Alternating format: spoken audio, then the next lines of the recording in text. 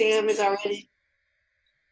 already shown us how punctual he is. He was on early.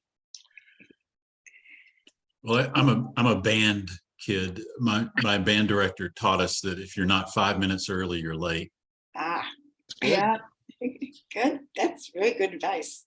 But then there's I like the Irish band kids. then there's the Irish proverb that the one who is on time spends their life waiting on others. That's very true also. Pam, do you play the trumpet? I Trombone. see it behind you. Oh, trombone. Trombone. My son is in the college marching band right now and the jazz band. He plays saxophone Terrific. for NC State. All right. My son and older daughter both played trombone. The youngest, wanting to be different, played what did Sarah play? And short. Play saxophone. Oh, that's right. So saxophone, 2 saxophones and 1 trombone. Sorry about that. I haven't gone to their practices for 20 years, so. So, Bruce, since I promised Charmel that I'd finish this in an hour, I think I told her that. So how about we begin with prayer? I think it's a great idea. Thank you. Mindy, as always, I would like screen sharing privileges, please. I like to surf around the internet and see what other people are doing. And the Church of England has an environmental program, and they have a collection of prayers that I want to share with you now.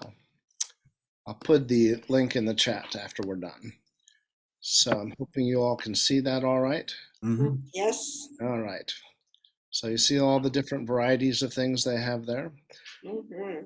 So I thought we'd do a simple praise one right here. So I'll be light and ask all of you to be bold. In the bright light and dull darkness, in the energy of each day and the rest that comes from night. We remember the goodness of God. In the heavens high above our heads and the waters that run deep around the world. We remember the goodness of God. In the solid land and flowing seas and the vivid flowers and fruit-laden trees. We remember the goodness of God. In the rising and setting of the sun and the cycles of the seasons, in the patterns of the shining stars, we remember the goodness of God. In the oceans teeming with fish, in the skies filled with birds, we remember the goodness of God. In the world filled with animal life, and ourselves as human beings. We remember the goodness of God. God looked and saw all that he had made, and indeed it was very good. In rest and reflection, in wonder and worship, we remember the goodness of God. Amen. All right. I'm trying to pull up the agenda because I just got back here from another meeting. Are we going to do the introductions first, Jane, or do we want my little spiel? Well, I sort of wanted your little spiel. You're welcome. Okay. I revised it from 3 W's to 4 W's for board members. I was on the governing board for Stony Point Center for a number of years, and we brought in a consultant one time, and he had this pithy thing that I remember about the responsibility of board members. And he talked about 3 W's, and in the last few hours, I've revised it to 4 W's. So the 3 W's are all board members are first expected to work, which means showing up and showing up on time for meetings and being at meetings and following through on what we talk about meetings and sharing dreams and concerns in meetings, but work at meetings and beyond the meetings, we work. The second W is we are called to have wisdom, which everybody here has, and that means not necessarily to know it all, but to go where we might seek answers and to try to bring the different diverse experiences we bring to this organization in helping individuals and churches care for God's creation.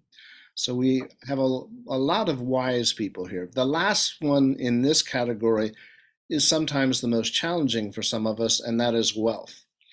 I'm not sure I've heard of any of the members here who who are wealthy.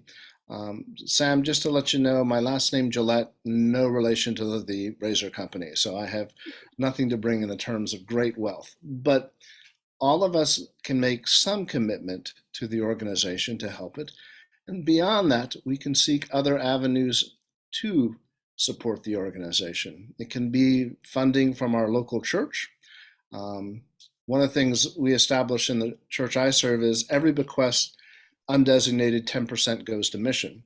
And then I talked to the mission committee about Presbyterians for Earth Care as one of the things they can definitely give money to. Another could be at the presbytery level. I chair a committee in the presbytery that controls the peacemaking funds. So I talk to my committee members about, the commitment for peacemaking includes environmental justice concerns. So again, we should be giving some money to Presbyterians for Earth Care. To seek a variety of funds from families, from friends, from church members, from anybody we can encourage to give, we can give for wealth. So those are the three traditional W's. There is work. What was the next one? Anybody pay? Work, wisdom, wealth. There you go. The last one I would add as a PS, as a Christian-based organization, is worship. We should take time to pray for one another, to pray for the organization, the work we are doing, to pray for God's creation, to pray for all the joys and concerns that we have. For if we do that, we will find not only peace and joy, but guidance in what we're trying to accomplish. When we had our last conference, one of the things we had was a workshop led by a spiritual director titled Spiritual Practices for Activists. And it's important for us to take the time to find guidance, whether it's through prayer, through being guided by scriptures, through the variety of spiritual practices out there. We all need to find those ways that feed our spirits and challenge us as well as guide us in what we're called to be in this organization. So that's the Reader's Digest condensed version. I'll leave it for that for now. Thank you, Bruce. Okay, so now we will do the introductions. We probably should have done them earlier, but I'm going to ask you to do 4 things in your introduction. Tell us your name, tell us where you live, tell us which PEC position you are filling, and then essay question, which you need to keep short, is what motivates you to do Earth Care work for Presbyterians for Earth Care? So 3 simple things: your name, where you live, and what position you're filling, and then what motivates you to do Earth Care work for PEC. So I will start. My name is Jane Laping. I live in Asheville, North Carolina. I am the vice moderator of Presbyterians for Earth Care. And I can just say that as a child, I loved the outdoors. I still love the outdoors. And I am just grieved by what we as humans are doing to the earth. And that's what motivates me to be involved with Presbyterians for Earth Care. So I will call on someone else, and then if you would call on the next person. So Sam, I would like to hear from you. I'm Sam Hamilton Poor. I live in Birmingham, Alabama. I serve a church in Montevallo, Alabama, which is just down the road a little ways. My wife is pastor at First Presbyterian in Birmingham, which is how we came to live here. I'm newly elected as the Southeast Regional Representative, which I'm still South Atlantic. It's called South Atlantic. South Atlantic. Thank you. So I'm still trying to figure out even what it's called and what I'm to do with that. What motivates me shifts in different times. I think for one thing is the more than human creation has been formative for me in my faith. And so to see it under such stress and duress motivates me to care for it. I'm motivated by my faith. That, I mean, including going back, to the 1990 Restoring Creation for Ecology and Justice and all. So I've been involved in different ways. But I think the first thing that comes to my mind today is my grandchildren. And what world are we making for them, and what can I be doing with others, to care for creation. So those are some of my motivations. Thank you. And I invite Mindy. Mindy Heidenfelter. I live in Wake Forest, North Carolina, just a few minutes north of Raleigh. I am the one paid staff person for PEC. I'm the coordinator.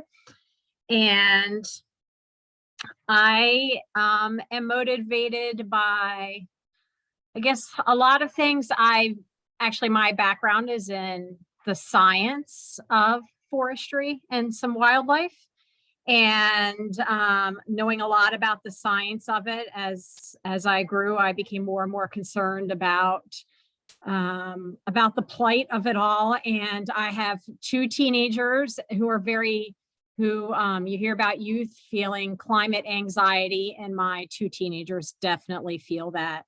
And so I'm motivated to do something because I feel like I know enough about the science and how my children feel. And I definitely, as a lifelong Presbyterian, feel called to pursue this as, I guess, a career, if you would call it that. So I'm going to call on Bill. Good afternoon, everyone. Good to see you. Haven't seen Sam in a while. That's good to see. I'm Bill Simplowski Jarman, and I live in Washington, Utah, which is in the southwest corner of the state, about a 30-minute drive to Park and beautiful Red Rock Canyon country, with still a lot of challenges, as you might imagine. I'm a regional rep for Alaska Northwest and the Rocky Mountains. Geographically, I don't know if there's probably some bigger regions for responsibilities, but I don't think so. I'm satisfied with. There's a lot of terrain and ecosystems that I really truly love in those two synods. What is my motivation?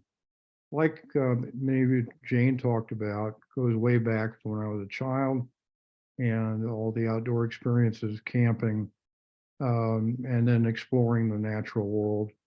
I took a couple of classes at the forestry school while I was in seminary, and then I had the great privilege of being able to put that to work for the church back in 1988 when we launched the program on environmental ministry. So that's basically it. And I would select Charnel. Okay, thanks, Bill. I'm Charlotte Roussel. I live in Conway, Arkansas. I work with Arkansas Interfaith Power and Light. And I am the Mid-America, Central America representative, I believe is the position.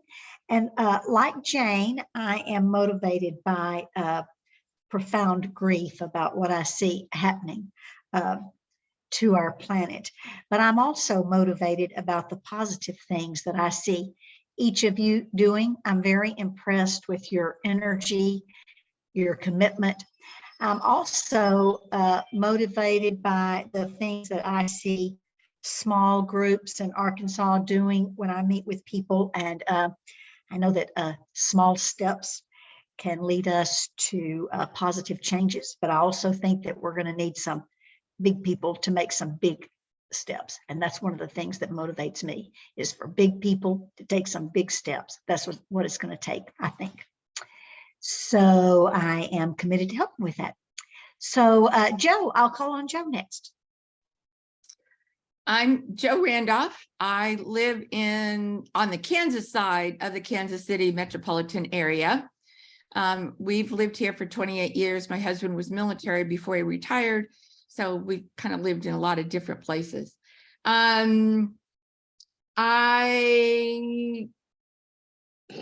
motivates me? Actually, I grew up in a farm in Wisconsin, not too far from the Aldo Leopold Shack area. So that catamaran, our farm backed up to 200 acres of the catamaran forest. So just being there and growing up there is something I was interested in since I've been little, all through high school, college. And in fact, we downsized last spring. Going through all my paperwork, I had, I shouldn't admit this, but class syllabi from 1972, where I've been teaching sustainability to students since 1972. So that motivates me. And I have since, after realizing that, I have since changed my signature block to say, I want to live to become the ancestor my descendants will be proud of. And Rick. Okay, thank you. My name is Rick Person, member of Westminster Presbyterian Church, Minneapolis, Eco Justice Ministry team. And I am the Midwest representative on the steering committee. I've spent my entire career and still am in the environmental field, including energy management for the city of St. Paul, which was my employer until I retired some 13 years ago now. And ever since, consulting in the area of building energy audits and energy management. So that's my motivation. Oh, let's see now. Who is left? Mark is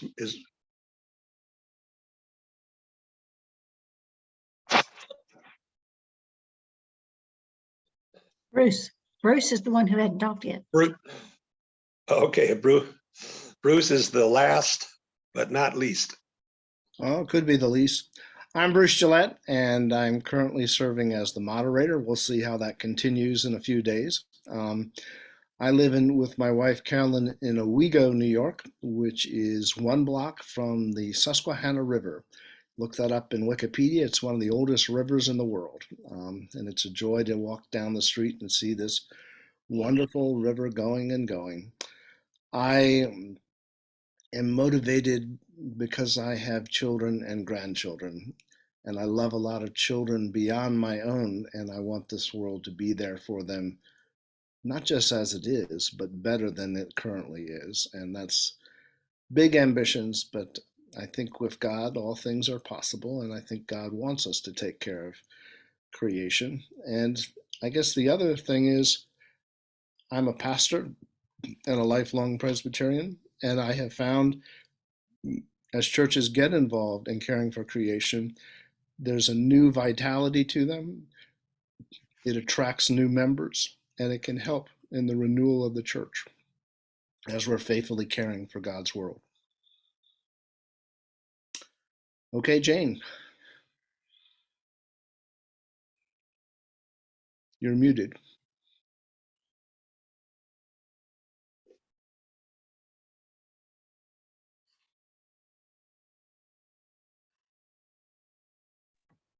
Janie, Right, yeah, there let me you go. say that again. I loved hearing all the motivations. I think, we have to have motivation in order to do volunteer work. So I appreciate all of you and what you are bringing and what is bringing you here. So I want to talk a little bit about why we're having this meeting. And I just want to emphasize that it's important to understand what is expected of you as volunteers, And also so that you know how the organization operates, its history, its structure, about Mindy, the coordinator, about our finances, and about communications. So as we go through all these facets of Presbyterians for Earth Care today, I hope you will be thinking of how you can use your gifts, which we didn't talk about today. Be thinking about what you can contribute to PEC, and as part of your roles that you are taking on. So my goal is to finish in an hour. I think I cannot keep that anymore, but we will take questions as we go. So please write your question in the chat or raise your hand so that we're not stuck with a bunch of questions at the end. I want to make things clear as we go. And we will start with the history of PEC, Presbyterians for Earth Care, and Presbyterians for Restoring Creation, by our historian, Bill Simplansky-Jarman. Thank you, Jane. I'll try to be more brief than the 5 minutes that have been allotted. Some of you will recall long enough ago that the 1990 General Assembly received a lengthy report to update the policy on creation care. And that was held in Salt Lake City, which is where the next General Assembly is going to be. It was a product of a 3-year study, basically, in launching into an area which had not received much direct attention in the life of the church until that time. The policy was a product of also a church-wide study, regional gatherings on different ecological justice issues, and was passed by a nearly 85 to 90% vote, which is hard to imagine in our day since that time. Part of that policy talked about the 1990s as the turnaround decade, certainly a very ambitious goal that was not fulfilled. And halfway through that, in 1995, we basically held a gathering in Louisville to talk about what had been accomplished in the first 5 years of the turnaround decade. Out of that meeting came 2 things. One was asking each presbytery to appoint someone to be what we called a restoring creation enabler at that time, because the policy had been restoring creation for ecology and justice was the title. And we got a pretty good response, eventually had close to 200 presbyteries that had people assigned to help motivate that work in their locations. The second thing that came about, basically at the request of people gathered there, was to form an organization of like-minded people concerned about caring for ecology and justice. And that was the original foundation of PEC, came out of that 1995 meeting. A lot of the people who were there passed on to the Church Triumphant, and there are a few of us still around. And so I think that's the kind of legacy of the history. So if people may know Bill Gibson, who we give the Bill Gibson Award. Bill Knox was the treasurer, John Jackson, Ann Love from Sue Rhodes passed away, unfortunately. There's a lot of people that had the privilege of working with back then.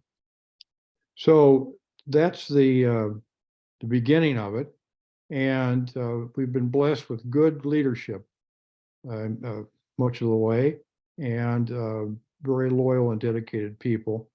As you can see by the fact that PEC is still going. That's a tribute to people's labors.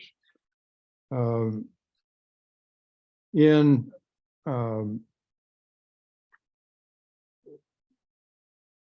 during this time, um, the Office of Environmental Justice, as it was called, first we, just a little, show you how the church is. We first called it environmental stewardship. Well, there was a stewardship department that objected to us using the term stewardship. So we renamed it environmental justice and formed staff teams from the two different offices. Those staff teams helped direct the work up until the point where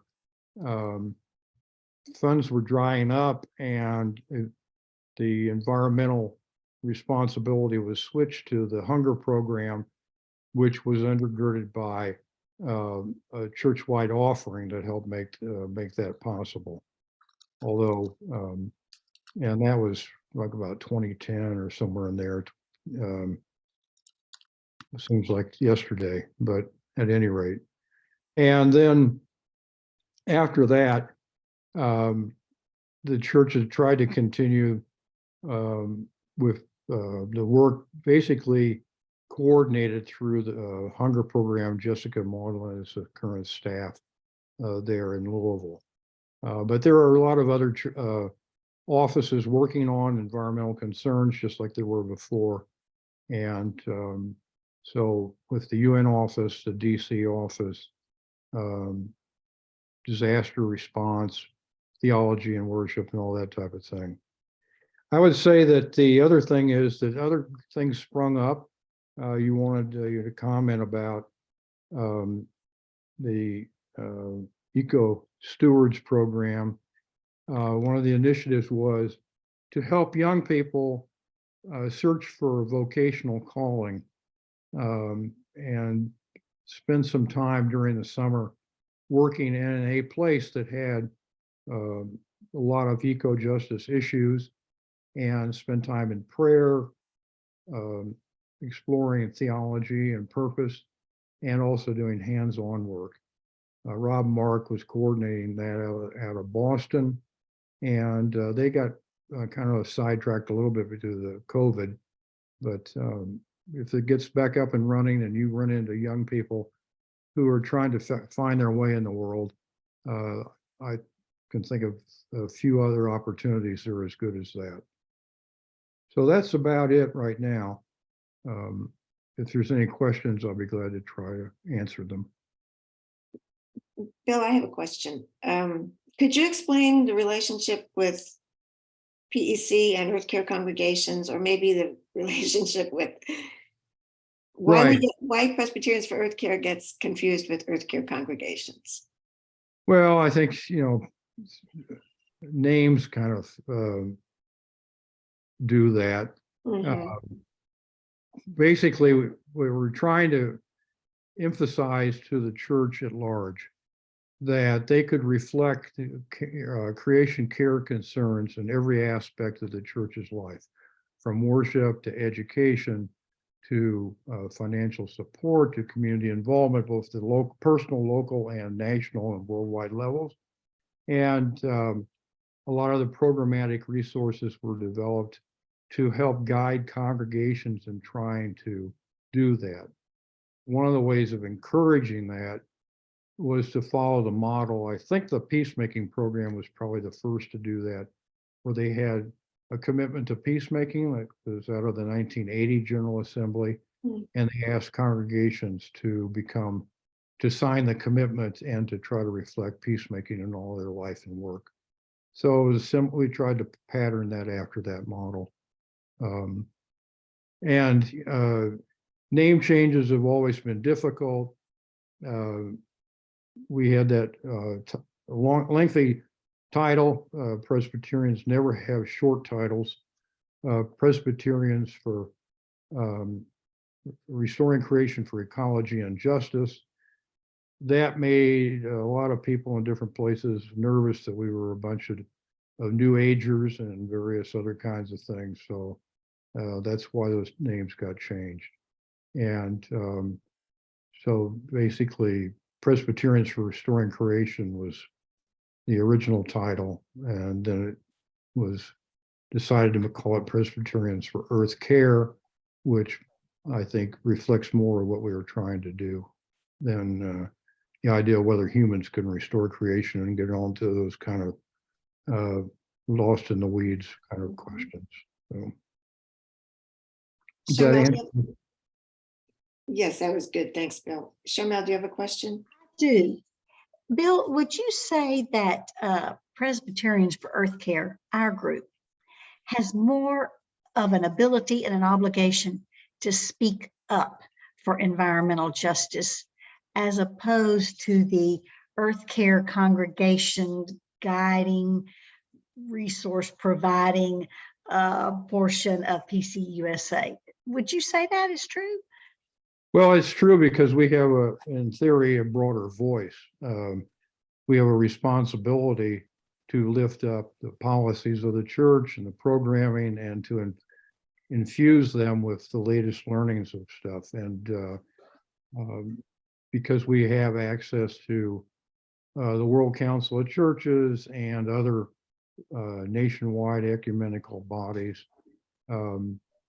it gives us an opportunity to be, I think, an increased responsibility for carrying the message in the public arena, so to speak, that Earth Care congregation can get pretty localized, even though that's not the goal, but we have that opportunity and that obligation. Any other questions for Bill? Well, Bill, I want to thank you for serving on this steering committee. I appreciate your wisdom and your experience and your knowledge and your organizational history. It's just great having you. Thank you. So now it's my turn again. Yeah, Mindy, could you go ahead and pull up the organizational chart, please? So next we're going to talk about our structure, our organizational structure. And hopefully this chart that Mindy has put together will help you understand it a little better. So I have to turn the light on.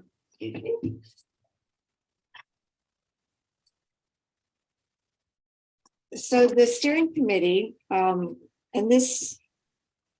steering committee is more than just in the blue. It's everything. It's the steering committee. Basically, everything here is the steering committee. I don't know. We've had some trouble getting this thing right. I'm sorry. The steering committee is just in the blue. Got it. So the steering committee makes decisions about the organization. It sets policy. It raises funds for the organization, and it manages the finances. Now, it's not just a decision-making board. Some of you may have been on like an advisory board, but this is a working committee. So we each have our responsibilities, and I think we do a good job of fulfilling those most of the time.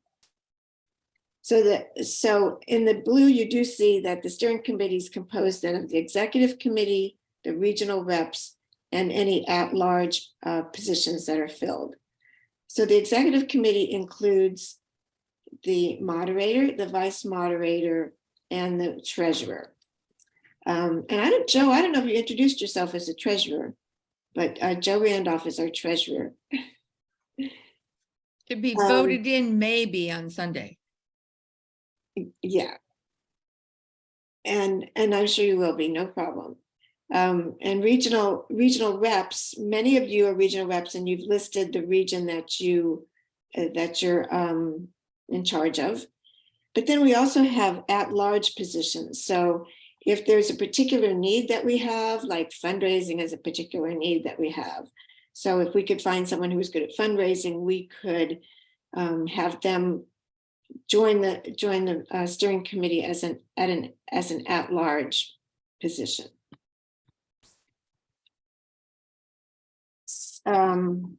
Okay, so the purpose of the executive committee is to prepare the steering committee agenda, but also to make decisions that can't wait until the steering committee meets. So sometimes there are urgent things that need to be decided, and the executive committee has the authority to do that.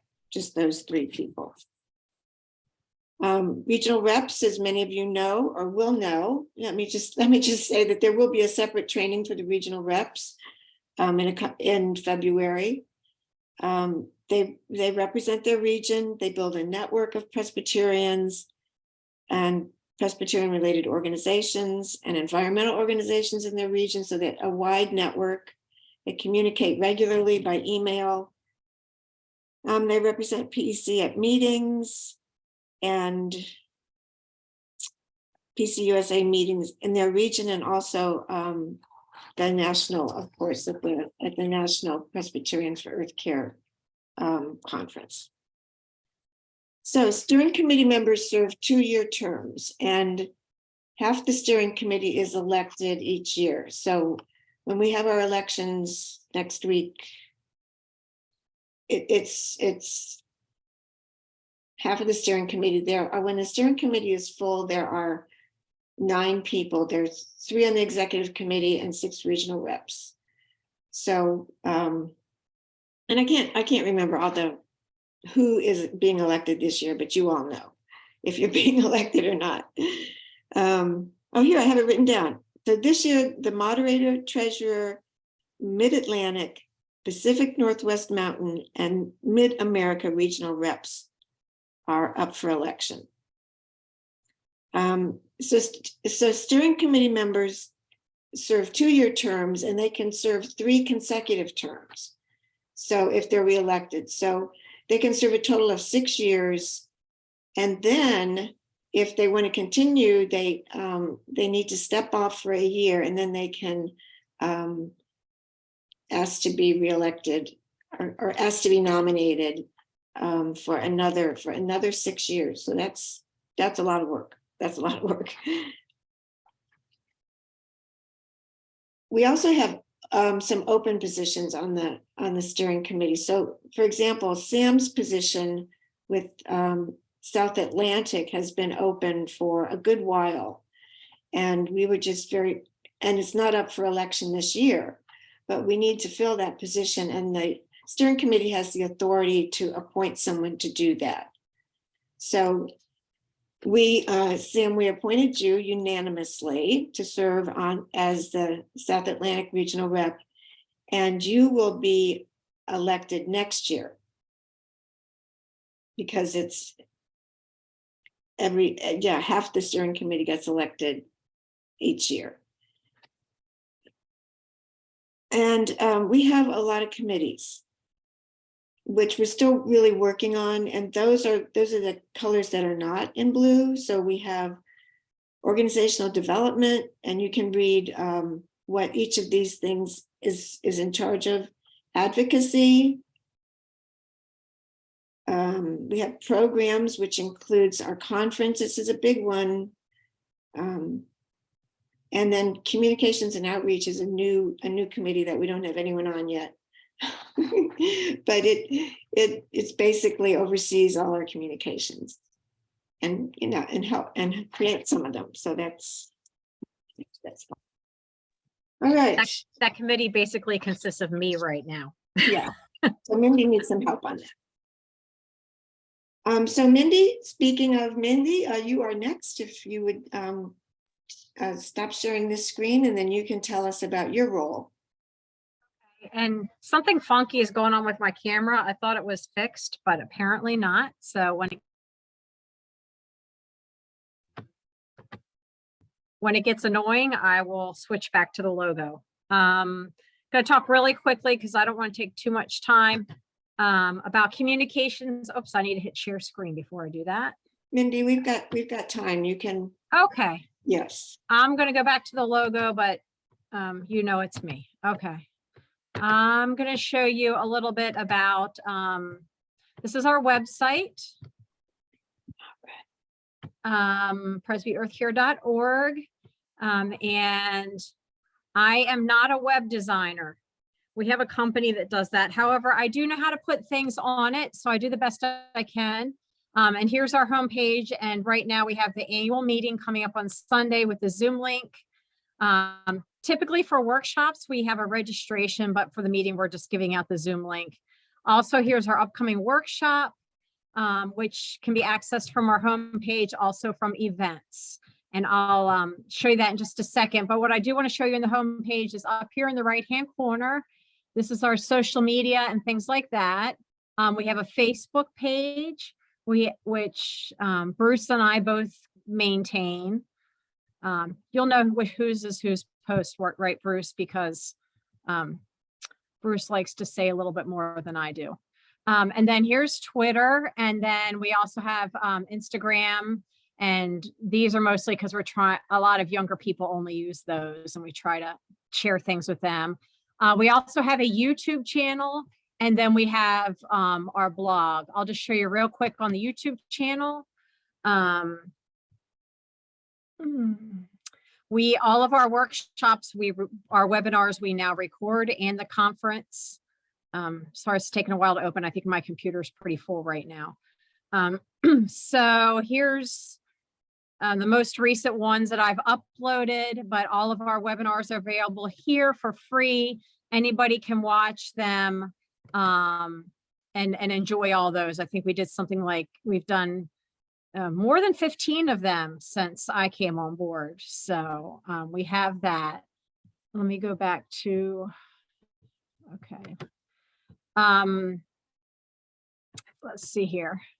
So our blog, I can show you that. We don't use it on like a daily or even weekly basis, but we try to share information when people go to something like the COP26 or some other events. If they choose to write something up for us, we'll put it on our blog. And also we have a publication, and you probably saw it on the organizational chart, called Earth or Earth News. And that is quarterly. And that actually, all those articles and things are posted here on our blog and then collected together in an online publication, which you'll learn more about. I don't want to spend too much time on the Earth News, but you're welcome to come to the Earth News meetings quarterly. We have a separate editor for that. His name's Eric Deakins. And that's mostly things like essays or writings or videos or different forms of art, usually on an Earth Care related topic. I'm going to show you our Facebook page. Jane, am I getting too detailed, or is this good? You are getting a little too detailed. Okay.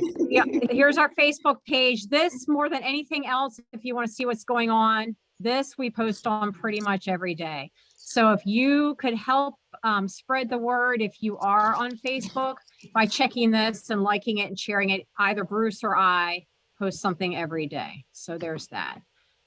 The only other thing I want to tell you about communication is that we frequently send out e-news blasts. We sent one out today, at least once a week, if not twice. Another good way to find out what's going on. Now I'm showing you Dropbox. Moving along. You should have probably gotten a notification in your email this afternoon giving you viewer access to our PEC files in our Dropbox. And if you click on that, you can get into here. If you look over on my left-hand column, it kind of breaks down the files we have in the PEC Dropbox. Something that's helpful to this is the steering committee minutes are all stored here. I'm going to go to that. If you'd like to take a look at past steering committee minutes, we have all those in here. And you're welcome to go back and look at them, and they go back to 2008. So a little bit of history in there, all the way up to our most recent meeting. And I try to stay on top of putting them in there, although sometimes I'm a month or two behind. But we also email those out to you. So is there anything else, Jane, you think I should show in here specifically? I can't think of anything. Okay. Yeah, but If you have any questions about the Dropbox, I can help you with it. right. It's pretty well organized, but it's not Yeah. perfect. Somebody I'm organized taking it. blame for that. It might have been Jane. I don't know. Somebody else organized this. It's beautifully Yeah. organized. It wasn't me. And then the other thing I need to tell you is that we frequently use Google Docs on the Google Drive. And right now we currently have, Charmel, did you want to ask a question? Oh. Okay. Right now, we currently have our steering committee voting on a Google Drive. We also have the Lenten devotional sign up. I frequently will email out a link to access these things. Here's our Lenten devotional sign up right now. So it's already full, actually. So I think that's all I needed to say about communications very quickly. So my question is, if we post something on Facebook that has to do with creation care and we tag Presbyterians for Earth Care, does it show up on the Facebook page, or does somebody monitor that? How does that work? Gotta get my camera turned off. So if you tag, it notifies us that we've been tagged, and I think we can go in and, how do I get my screen turned off?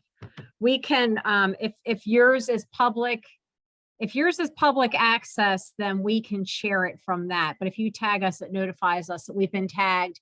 It also notifies our followers that we've been tagged, so they can click on it and see what you wrote. So yeah, if you can tag us, Instagram or Twitter or Facebook, it draws people's attention to it. It doesn't automatically put it on our page, though. I think we still need to do that. Here's some crunching. Anybody else have any questions? Well, Mindy, could you just let people know all the work that you do? I mean, like in categories or something like that. So let me stop sharing my screen. Things that I do. I guess one of the big things I do that's probably the least exciting is take and type up the minutes. Other things that I do the social media, most of the website things, the emailing. I've been partially helping the treasurer for the past year. We have online donation portal called Network for Good. So I've been handling the donations people send in online. I help a lot with the membership mailing in the spring and the fundraiser mailing in the fall and getting those printed and emailed. I came on board right when we were doing the conference. So that was a bunch of craziness that I helped with because it was online. And that was, I told Bruce, I felt like I went through boot camp after we got done that. What else do I do? I'm probably forgetting things. Well, I put together the Advent and the Lent devotionals. Right. And I helped Jane with the organizational development committee. I don't know, there might be other things. I help a lot with the webinars, and we now are able to do all our registration online because I was able to figure that out for us. So we can keep track of who's signing up for our webinars and keep in touch with them. So.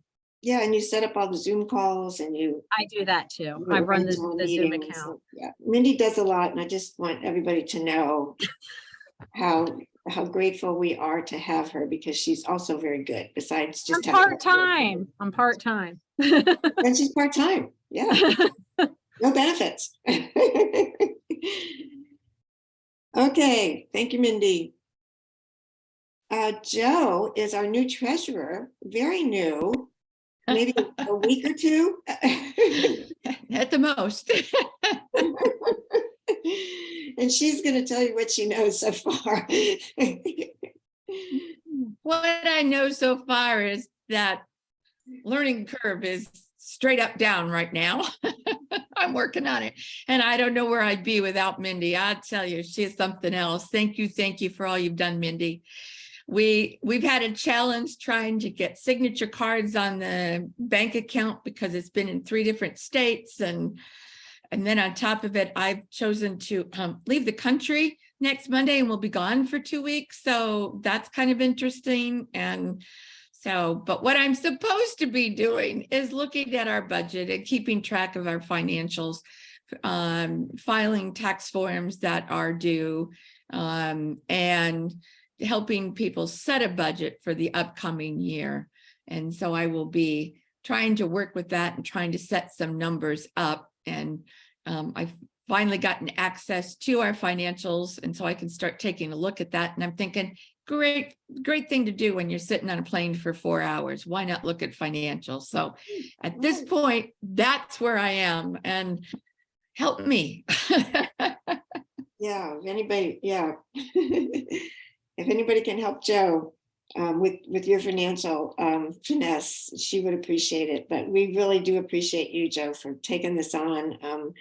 It hasn't been mentioned that we've had, I don't know, we've had 3 treasurers in the past year.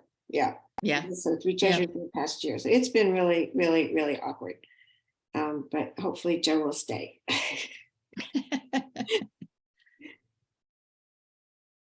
All right. Okay. Bruce, did you want to say something?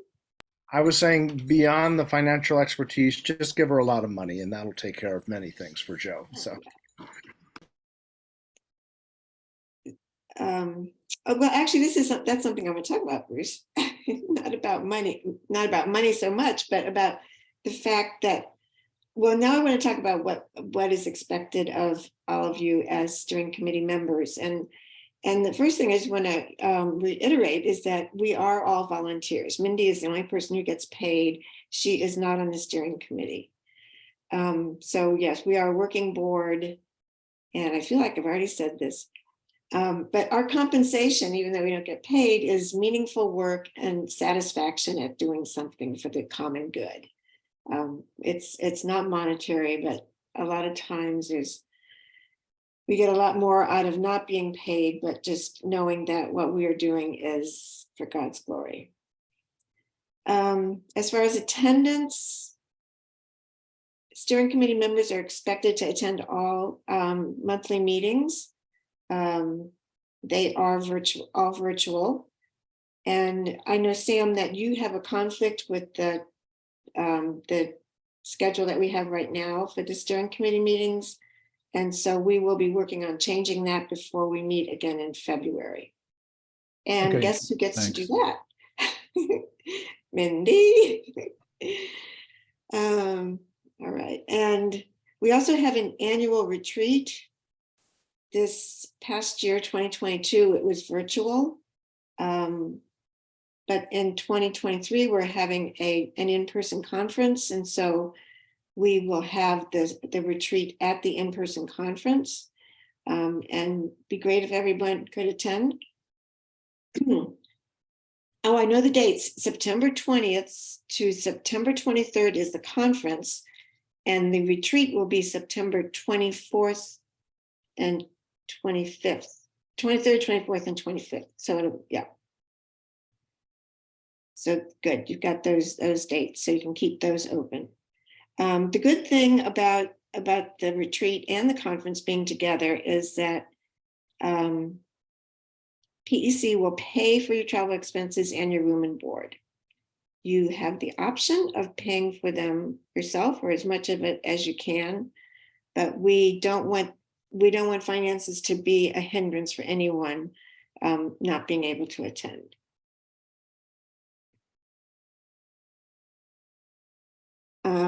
Okay, so we talked about a lot of committees that we have, and steering committee members are encouraged to serve on a subcommittee. So we do need to have, we're not quite sure how this is going to work out yet. We do need to have a PEC person, a steering committee person on each committee. But the executive committee is not required to be on a committee, except lucky me, I get to lead a committee. And regional representatives have given us their voice that they feel like they have enough work to do without being on a committee. But I know some of you are overachievers and you really want to do both. So we're grateful for you. And Mindy talked a lot about communication already. What I can say is that most of our communications in-house within the steering committee are done by email, and you will each be getting a PEC email address so that people outside the steering committee can contact you without going through. Yeah, I've already set them up so far for Joe and Bruce so that I know I have figured out how to do it. So over the next week or so, I'll get everybody else connected up with theirs. Okay. Well, this is great. We still have 4 minutes. And 3 of those are for Bruce. So, does anyone have any questions? Bruce has a question. No, I said I'll do 1 minute, not 4. Oh, okay, all right, good. Sam, welcome. We're very happy you're here. You just got thrown a lot of information. Do you have anything besides your head spinning? No, I'm fine. Thank you. It's a pleasure to be with you. It really Oh my is. gosh. It's a privilege. So That's so thank you. nice. Bill, did you have a question? I saw your hand going up. Comment, there was a thing in the chat about the women's organizations. And Presbyterian Women has been very supportive over the years. The most, I think, important things they have done were they have that yearly Bible study, which is very well done. And in the past, they've had authors like Barbara Rossing and others who have worked come from an ecological perspective. So I made a note to myself, I'm going to try and check out what's still left. We had done adult curriculum at various times.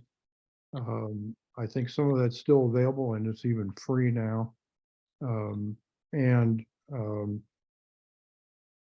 Research Services used to do a Presbyterian monthly questionnaire to a select group, which they put together as researchers to reflect people's attitudes.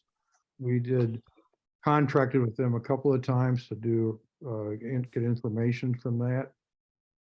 If it's still available, I think that might be a thing we could ask Jessica to help us get done. In the past, the stated clerk has done a questionnaire out to every congregation annually, and occasionally we were able to get certain questions added to that questionnaire, which actually helped us identify congregations that were working on creation care and other kinds of leads to expand our reach. So I'll try to, I've got a note down to myself to figure out what's still going on and available for us to get either free of charge or Mhm. so. Just, Bill, I'm glad you mentioned the Presbyterian Women's Horizon Bible Study, their church-wide study. And not this fall, but the following fall, the Bible study is being written by Patricia Toll, Mm. who is the author of Inhabiting Eden and very much an advocate for environmental concerns, an Old Testament professor retired from Louisville Seminary. She will be part of the 3-person panel on Tuesday night that we're talking about older adult and climate change. And the current issue of Presbyterian Outlook has an excellent article by her that Mindy has put in the chat and just emailed out a link to today, right? So check that out.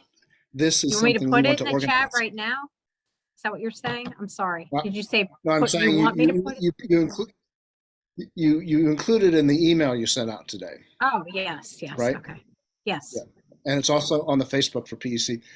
This was something we want to organize around, because if the women of the church are studying this church-wide, we want to definitely build on that in a variety of ways, including something as simple as having an ad in that issue of Horizon Magazine. Another thing that is exciting for us as an organization is Diane Moffett, who is the president and CEO of the Presbyterian Church and oversees the program agencies of the church, has accepted our invitation to be at the conference with us at Massanutten Springs in September. You know, I said we were hoping she could come and preach, and if she would be able to do that in person as opposed to Zoom. And her programmer said she's blocked off the conference, and it sounds like she will be with us more than just one day. So we can have all kinds of conversations with her, which will be very helpful in encouraging the staff in seeing the priority in responding to environmental concerns. Mhm. So that's exciting. Anything else for the good of the cause?